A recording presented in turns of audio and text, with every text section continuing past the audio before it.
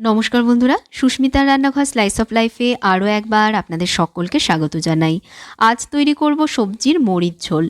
এই রান্নাটা করতে কোনো রকম মশলা লাগে না, একদম পেঁয়াজ রসুন ছাড়া সম্পূর্ণ নিরামিষভাবে তৈরি একটা রান্না।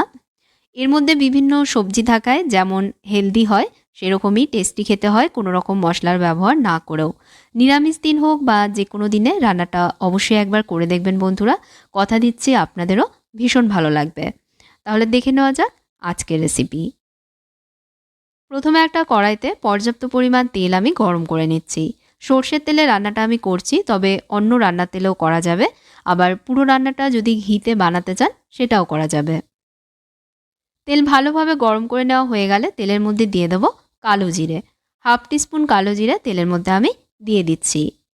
সাথে দিচ্ছি একটা কাঁচা লঙ্কা, লঙ্কাটা দু টুকরোয় ভেঙে দিয়েছি। এবার দিচ্ছি এর মধ্যে ডুমো ডুমো করে কেটে নেওয়া একটা বড় আলু। খোসা ছাড়িয়ে নিয়ে এভাবে ডুমো ডুমো করে আলুটাকে আমি কেটেছি।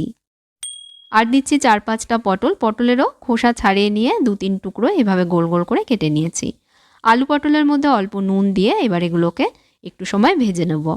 আলু পটল ভাজতে সময়টা যেহেতু একটু বেশি লাগে, তাই এগুলোকে প্রথমে হালকা একটু ভেজে নিচ্ছি। গ্যাসের আঁচ বাড়িয়ে দিয়ে কড়াইতে ঢাকনা চাপা দিয়ে ভেজে নেব। এভাবে 2 মিনিট মতন ভেজেছি।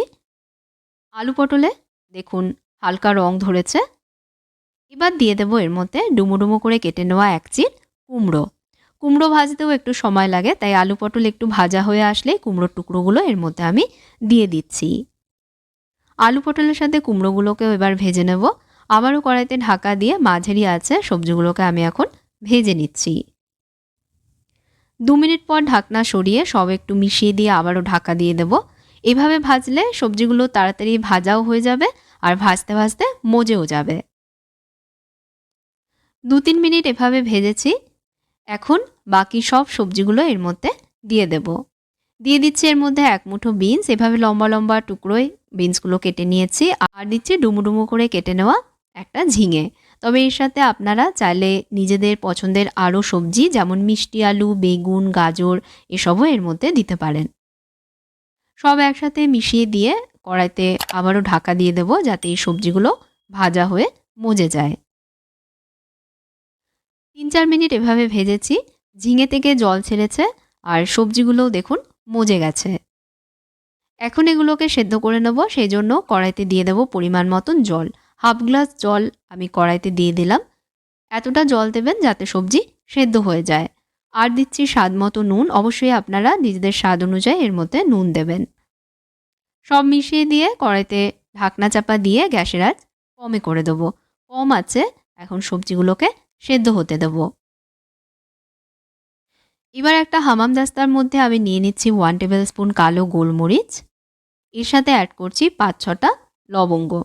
এগুলোকে আমি ক্রাশ করে নেব, চাইলে আপনারা গ্রাইন্ডার জারে গ্রাইন্ড করেও নিতে পারেন। গোলমরিচ আর লবঙ্গর গন্ধটা এই রান্নায় অন্য একটা মাত্রা এনে দেয়, যেই কারণে আর অন্য কোনো মশলার কিন্তু প্রয়োজন পড়ে না। মশলাগুলোকে গুঁড়ো করে নিয়েছি। অন্যদিকে 5 মিনিট কম আঁচে ঢাকা দিয়ে রেখেছিলাম। 5 মিনিট পর ঢাকনা সরাচ্ছি। সবজিগুলো প্রায় সেদ্ধ হয়ে গেছে। এবার দিয়ে দিচ্ছি এর মধ্যে 1 টিস্পুন চিনি। যেহেতু নিরামিষ রান্না অবশ্যই একটু চিনি দিতে হবে, তাহলে সুন্দরভাবে রান্নার টেস্ট ব্যালেন্স হবে। আর দিয়ে দিচ্ছি বানিয়ে রাখা সেই মরিচের গুঁড়োটা। যতটা বানিয়েছি পুরোটাই আমি এই রান্নাটায় দিয়ে দিচ্ছি।